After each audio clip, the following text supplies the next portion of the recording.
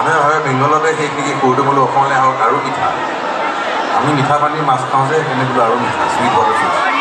চ' আৰু আমাৰ মাছ বেছি ইয়াত, সৰু মাছ বিভিন্ন।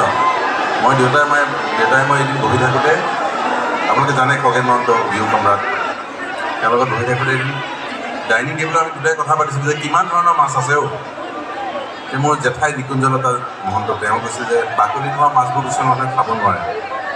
জেঠাই এটা গান বনাইছিলে,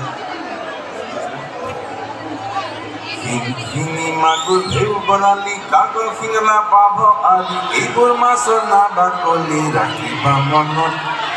খুব বনাই দিছিলে শিঙি মাগুৰ ঢেউ বৰালি।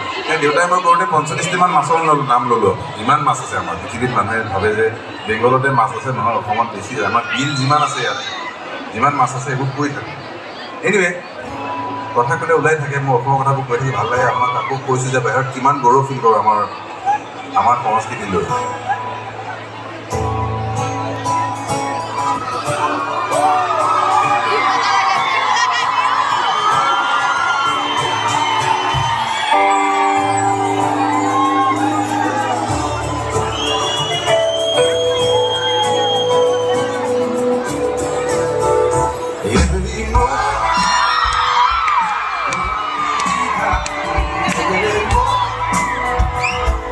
No